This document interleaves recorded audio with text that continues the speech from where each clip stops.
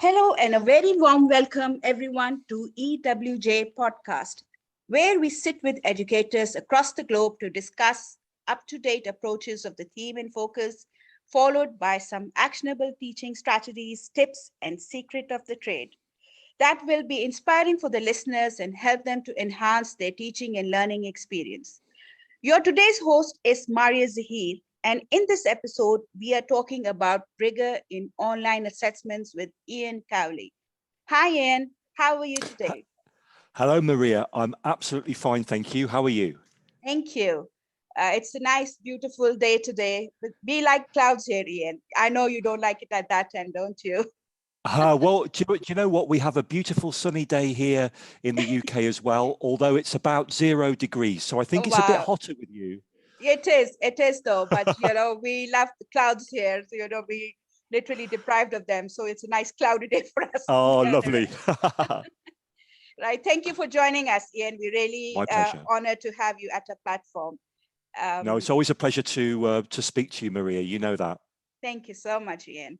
So, Ian, let our listeners know who Ian is. Ian is a global project manager at Cambridge University Press and Assessment. He has worked in ELT for more than 25 years and at Cambridge for 15, specializing in online assessment. So, Ian, let's start with the thought of the day. So, Okay. how important do you think is to have rigor in assessments in general? Okay.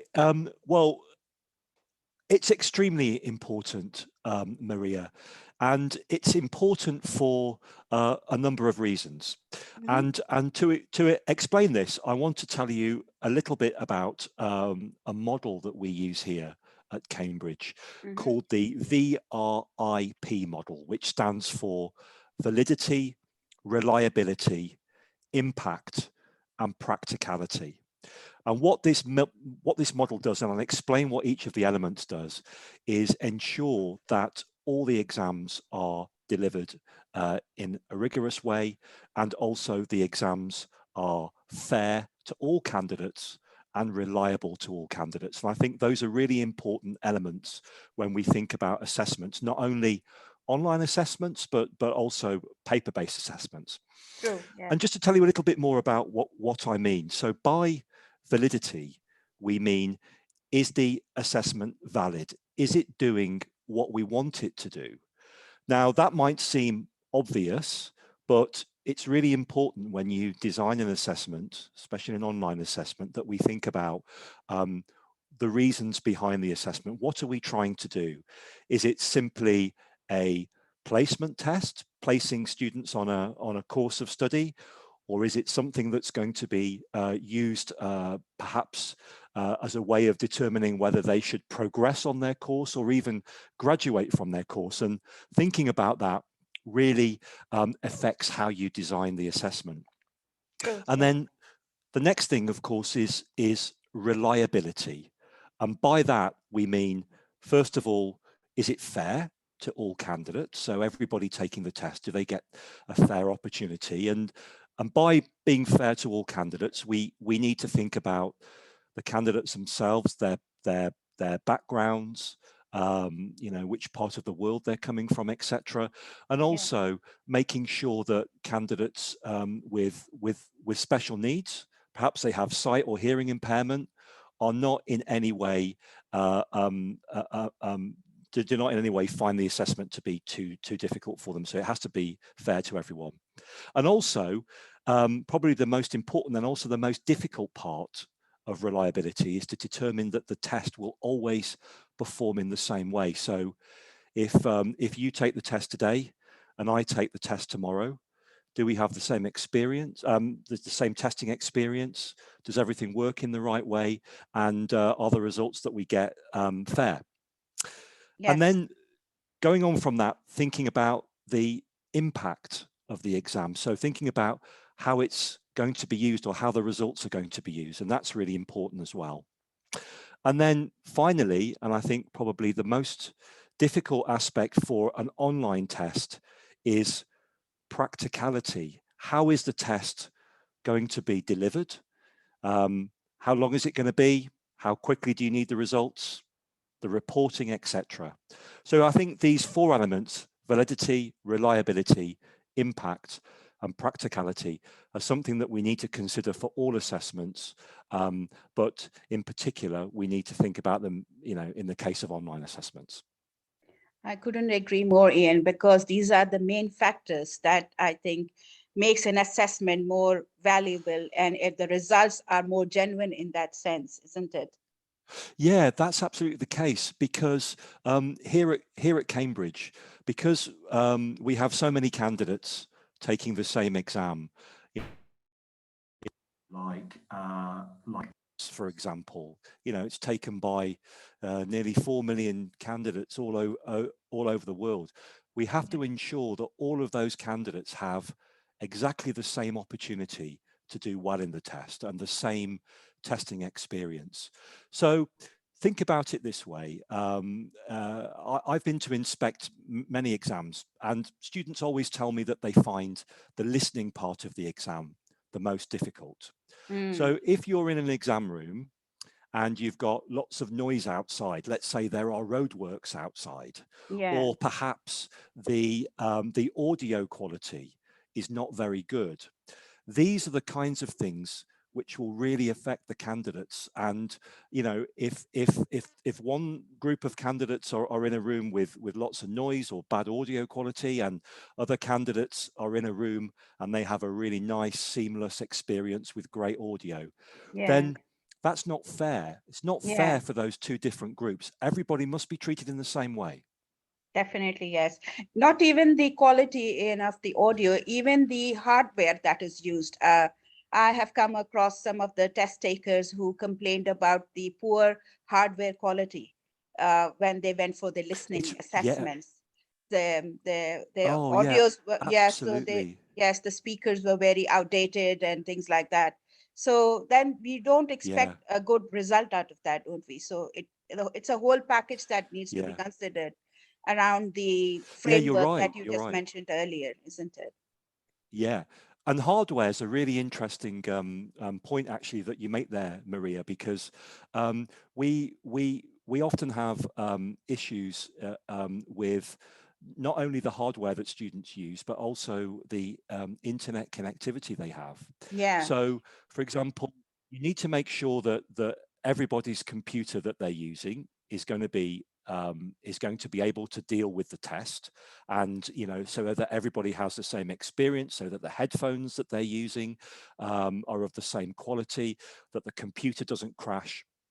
But yeah, also, if it's being delivered online, then you have to ensure that the internet connectivity is of the right quality as well, and that's something very difficult to manage, because it's obviously it's different from location to location, from institution to institution, from country to country. And yes, so being able to make sure that that internet connection is reliable is really important. So one tip that I would give to anybody who is designing their own online tests is to make sure that the internet connectivity is checked before the students start the test, and ensure that there is nothing else going on in the building that could affect that internet connectivity. Because if the test does break down in the middle because of the internet, obviously that's disturbing for the candidates. They don't get that homogeneous testing experience that we want to create for them, and it can cause problems. So it's certainly hardware and also internet connectivity are 2 really important issues that I would urge all of your listeners to think about when they're thinking of introducing online tests. yeah, that's true, Ian. And of course, it's like I said earlier, it's not just about thinking how to create a test and how to administer it. It's taking, when the reliability and validity comes into focus, then it's a whole thing, like hardware, software, internet, everything should be considered in that whole package, isn't it? Yeah, Great. absolutely. Yeah. Yeah. Thank you, and that's really interesting. So I think you're the right person to talk about with that, with all that experience assessments to give us all the insight what we require. So Ian, Yeah. let's build on this little furthermore. Let's dig into Yeah. this topic a bit more. So, in your opinion, what are some achievable actions that reflects best practices to increase rigor in assessment? Right. Okay. So I think first of all, we have to think about the the, the test questions themselves. So it's important that the test that's being created, thinking about validity again, that the questions themselves, the difficulty of the questions, the topics covered in those questions, as well as the skills covered in those questions, Yeah, are first of all, of the right level for the students. So that's one thing to think about. You don't want the questions, especially if you've got a particular CFR level in mind. For example, let's say you're going to be testing students at A2, for example, yeah, on the CFR. mm, You want to make sure that the questions that you're developing are going to be challenging for the students, but at the same time not too easy or not too difficult. true. And also, if you're going to be using uh, more than one set of questions, so let's say you're going to be using the test with different groups of students over a period of time, and they're going to see different questions, you have to make sure that each of those tests that you design and the questions that you use are of the same standard. So that's one thing. And then you also need to think about how long you need the test to be. Mm, So, for example, if it's going to be a placement test, if you're just going to be placing students on on the right course at the beginning, you can probably have quite a short test. I mean, we have a placement test at Cambridge, which is about half an hour long. So you could think of a test of about that length. However, the longer the test is, the more accurate the test is. And so if you're looking for something that's going to be used for a different purpose, like progress or at the end of a course, yeah. then you need to include more questions to increase that level of accuracy. Mm, Uh, and I think as well, you need to think about how you are going to report or what information you require. So in some cases, it might be enough just to give the students a score out of 100, and you could transfer those scores into different CFR levels.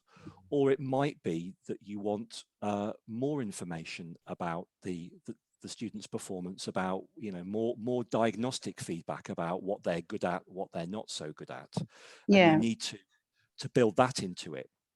And also thinking about the measurement. Now, I've talked about the CFR, the Common European Framework of Reference, which is used widely, and certainly something that here at Cambridge we use, along yeah. with the Cambridge English Scale, which is a way of giving more detail for those CFR levels. But Mhm. it might be that the institution has its own scale, and so we need to make sure that the difficulty of the questions and the way that we report the answers to those questions fit into the scale that's being used. And I think the last thing to think about is about the level of security that is required for the test. Now, again, if you're creating a placement test, for example, it might not be such a big problem if the students cheat, because at the end of the day, if they're placed on the wrong course, the teachers will pick that up, and then you can move them into Yeah, the right class. And yeah. and and we all know that students do that. I'm sure you as well as I have had experience of Yes, this students is who've done this that. is something we are really, it's painstaking because of this online assessments. This is something where reliability has come in when we have to question the rigor there as well, when the students are cheating to do their Oh questions. yeah, And yeah, absolutely. And you would be amazed, Maria. In fact, we could probably have a separate podcast just talking about all the different ways that we've seen students trying to cheat their tests. yeah, So why not? Yeah. yeah, so certainly test security is really important. And if it's Mm. online, there's di- different things that you might want to consider. So, for example, in the pre-COVID world, all our excuse me, all our online tests were delivered on site, so at the institution themselves, and the students would come in and sit down and take the tests in a computer lab. However, because of COVID, we've seen a rise in institutions wanting to deliver tests to students, perhaps at their home or at their place of residence whilst they're studying, and then you can introduce some online proctoring, which could be via a proctoring provider, and there are certainly lots of those available at the moment, or you might want to do it, via the student's webcam. But Yeah.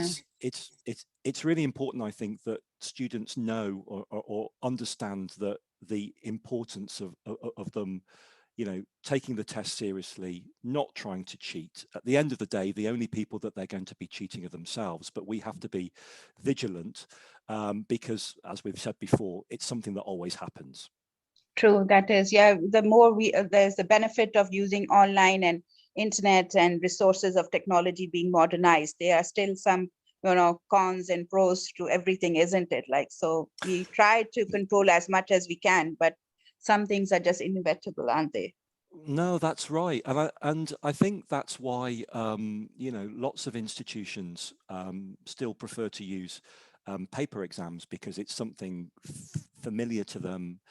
That they feel that it's something that they can control better, and that they can ensure that the tests are delivered more securely. But we mustn't forget that the reason why we're talking about online exams are there are lots and lots of advantages too, and I think one of the main ones for students is the fact that it's a more familiar experience for them.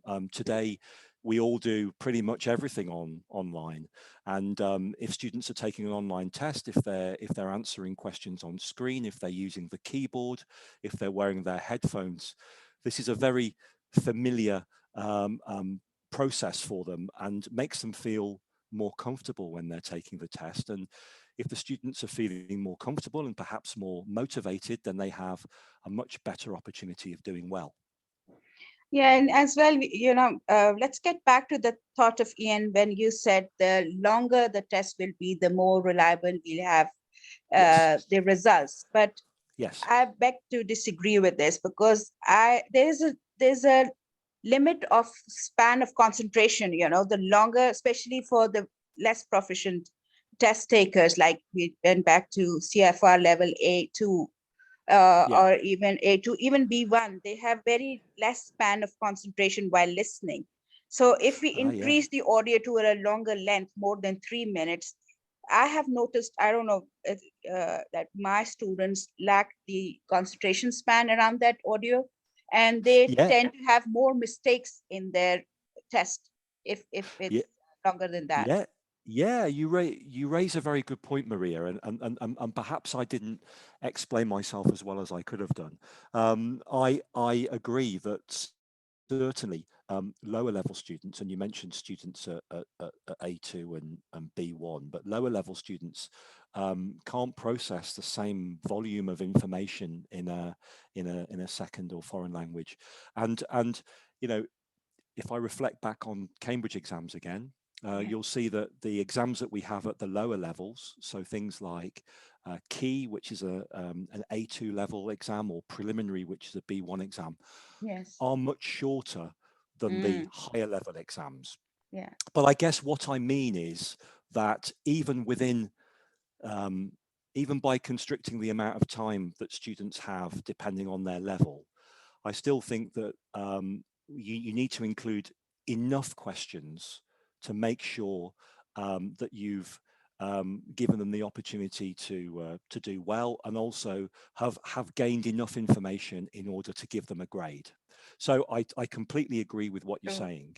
No. But I guess Yeah. I guess the example that I was giving was that, depending on how you're using the test, Yeah. um, if it's something, if it's a quick test that you're doing in class to see how they're getting on, or to place them in a particular level, that doesn't need to be as long or as complex as perhaps an assessment that they take at the end of their course, where Yeah, you true. would really want them to see, how well they've done. So yeah, but you raise a very good point. And I think, again, talking about the attention span that students have, Yeah, having something online, the feedback that I've received from test takers is that they really enjoy having an online test because it is familiar to them. And I yeah, think, there's more of a chance of them being able to concentrate for longer if it's online, if they're having a headset for their listening part, maybe if they're in control of when they can play the listening. These are all things that will help to keep their attention and to keep their motivation. true, true. Talking about questions, Ian, it is Yes. very, for me, it's a very essential part of a test. It even, is something that increases rigor and reliability Yeah. and validity is more around the questions for me Yeah. than the test taking environment for the Yes. students, because um, I have Yeah. seen tests where distractors are so close to each other that I, being even proficient in English, would make frequent mistakes. So, so Yeah. what do you suggest to the educators to combat that challenge? Uh, Yeah. No. they Yeah. should have, how much they should focus on the distractors to be, you know, reliable Yeah. enough for the test takers to have an accurate test result. Yeah. It's a really good question, and the use of distractors is something very interesting. So I think first of all, thinking about the questions themselves, it comes back to how the test is being used, and Mm, it's really important that and it seems like a very simple and straightforward thing to say, but it's really important that the students see questions that they have covered in class and that they are able to answer. Now, you will have heard this, and I've certainly heard it many times. Students taking exams and say, "Oh, there was a question about this, and I didn't know anything about that," and yeah. I was really surprised to see it in the test. We And don't it really was want not that. even related to the topic when it was supposed, Exactly, when they were supposed to exactly. reflect on it in general. So Yeah, yeah, and the that and anxiety kicks in. exactly, anxiety does kick in, and Yeah, and when anxiety kicks in, students panic, and it's even harder for them to do well in the test. So I yeah, think that's one really important thing. Make sure the questions are relevant, something mm, that they've covered. Secondly, and it's more difficult to do this, but make sure that the questions are of the right level. Now, if the students are following a course book, for example, it's probably easier to do that because teachers can refer back to the material that the students have covered, the kind of vocabulary items that they've seen, the kind of grammatical structures, and you can base your test around that and have it at the right level. But yeah, that question of distractors. So, distractors are important, obviously, because we need to give alternatives and we want to check that the students, understand the concept and can give the right answer. But something that we do in Cambridge, to give you an example, is that when we're creating an exam, we do something called pre-testing, which means that the questions are given to students, mm, maybe as part of another test, or maybe as a separate test, which is delivered to a group of students, and then we check the answers that they give, and we check to make sure that the distractors, first of all, are not possible answers themselves, because again, might sound obvious, but you'd be amazed how many times, when you have a test and you have, let's say it's a multiple choice test, there's a possibility that one of the distractors that you've developed could actually mm, be an answer. So yeah, we don't want that to yeah, happen. And then making sure that the distractors do have to be similar in some respect to the answer, because we want to test the students to make sure that their knowledge is there. But again, you don't want to make it so similar that there is an alternative, or mm, so complex that they don't understand how to answer the question. Yeah. So I think it's you know, if at all possible, it's really useful to give the questions to a group of students so that you can analyze the results they give.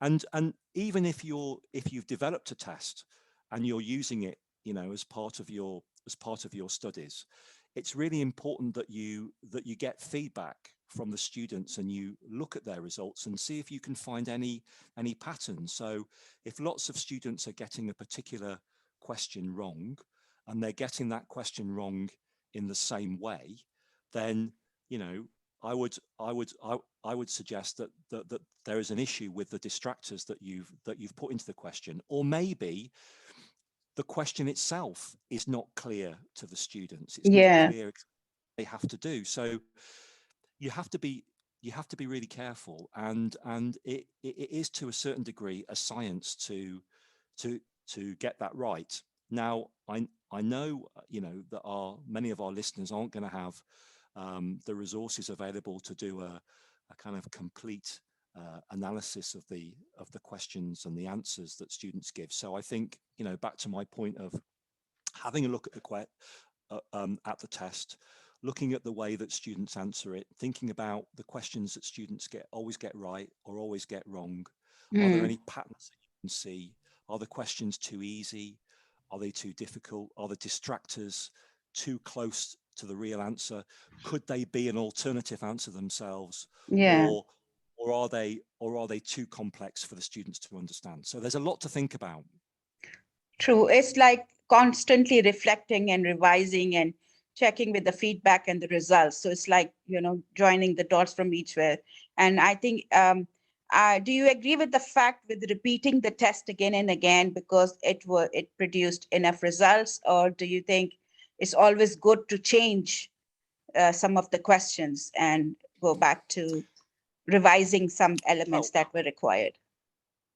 I think, okay, so I think, let's say that you've developed a test that you use with students year on year. So it's not necessarily the same students who will see the same questions, but it's different groups of students who will see the same questions. I Yeah. think I think that's absolutely, well, again, it depends on how the test is being used. Mm. So if it's going to be used for what we would say a high stakes purpose, so in order for them to pass their course, for example, or even as part of their graduation, I would say that each test needs to be different because we want to avoid those elements of cheating, you know, Mm. and we know that some students memorize answers, they Yeah. pass them on to each other. You know, social media has just made that even a bigger issue now because students can so easily communicate with each other. So, Yeah. you know, if it's for a higher stakes purpose, you want to change the questions. However, if questions work well, and they give you the responses that you want, they give you the information that you need about a student, then certainly it's a good idea to reuse them again. So one thing that I would think is a good idea for your listeners is to create something called an item bank or a question Mm. bank. True. So Yeah. the idea here is that, let's say we're thinking about testing grammar and vocabulary at Mm. particular levels. You can develop a test with some grammar and vocabulary questions, and then maybe when you're going to do the next test, you might develop a different set. Yeah. And then as time goes on, you can build a bank of these questions, and then you can decide which ones you're going to put into your test. And the bigger the item bank you've got, and the more that you can randomize the questions that are in your test, the less chance there is of students being able to cheat. True. Yeah. And doing that online with an online assessment is actually much easier to do than if it's a paper-based exam. So you can generate an item bank over a period of time. You'll be able to do some analysis to see which of those questions work well, and then you can feed those into your assessments as and when you need to do it. So I think Mm. that would be a good approach. True. Thank you so much, Ian. We are coming to the end of this podcast, and we have part 2 with you regarding rigor in assessments. We've come to end of part 1 now, and some great suggestions you have put forward for educators to combat this challenging factor. It is becoming challenging day by day for everybody, for the educators to have more rigor in the classroom.